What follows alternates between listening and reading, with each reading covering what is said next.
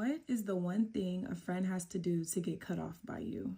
I'll go first. So it was one girl in college that I really hit it off with. We became really close really fast. We had the same friend group. We were around the same people all the time. Everyone got along just right. And in college, I was really involved. I was an ambassador. I was in AITP. I was in NAACP. I was in BSU. LSU, not this one. She was involved just like me, but she wasn't in the same involvement groups that I was in. So as I started getting involved in these groups, obviously the more events that happened on campus and the more involved that I was in, I didn't want her to feel abandonment. So I wanted to bring her with me as much as possible.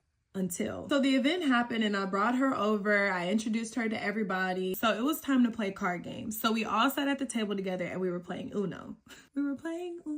It was a cool little mixture of people. And of course, there was boys at the table. But mind you, we have the same friend groups. We've been around the same guys before. I would never expect her to do what she's about to do. So this guy came and sat by me. And of course, he was flirting. He was trying to holler or whatever. I wasn't paying any mind because I was already talking to someone at the time. So fast forward, the vibes was going. The cards were going, and so was this girl's mouth. She would not stop talking about my business and what I was doing at this table with like 15, 20 other people. And it started off subtle. It was like, oh, Jenna, are you still going over the...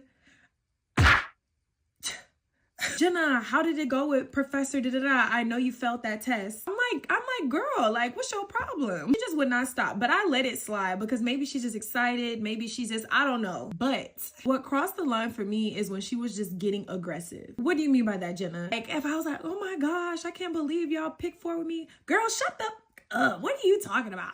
And this girl doesn't even curse. I would make a joke and be like, aha, you forgot to say Uno out. And she'll be like, stop playing with me. I'm looking like, hold on.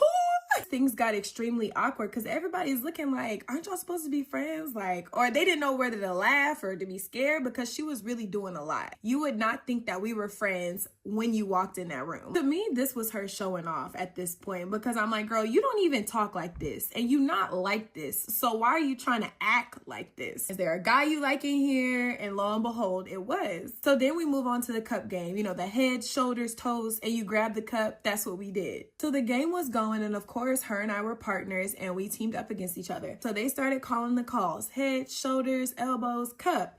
And I lost. She won because she grabbed the cup before me, obviously. And when I tell y'all, this girl got in my face, yeah, get it, yeah. But she was overdoing it. She was spitting in my face. Like, that's how bad it was. It was to a point where our homeboys was like, whoa, like, y'all good? Like, what's up? It was so awkward. I was like, yeah, are you good? Like, what's up? Girl, I was just playing with you. What you mean? And I was like, no. And at this point, I'm like, nah, you was playing when we were at Uno and you was telling my business. You was playing at Uno when you was embarrassing me in front of these guys. You were playing in my face when you got in my face. Like, it's all these I'm playing.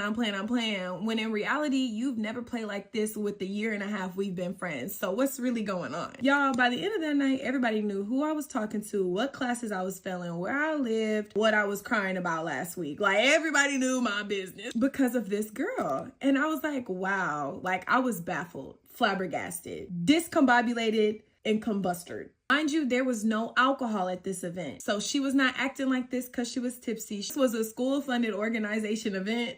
There was no alcohol. So we get in the car and she tries to act normal. Like, this is the friend that I remember driving here with. Talking like she didn't just tell all of my business and embarrass me to the fullest at this event. At this point, I knew what she was doing. She liked a few guys in there. She was showing off. Like, I get it, but at the end of the day, that's not how you do that. Honestly, I wasn't even mad that she did all that. It was the fact that it came out in front of all these people and I felt like you did it on purpose. I was also shocked to know that this was a completely different side of you that I've never even met before. Even though we've been around guys together, we've been around the same friend group. I would never act like that around other people, and I would never act like that when you're introducing me to someone, especially at an event that you work at. I didn't completely cut her off. I definitely kept her at a distance, but I for sure would never and have never invited her to another event or brought her around anyone else because I just felt like that was too much. Because people, she didn't talk about my accomplishments or talk about anything else. She talked about everything that was happening bad in my life.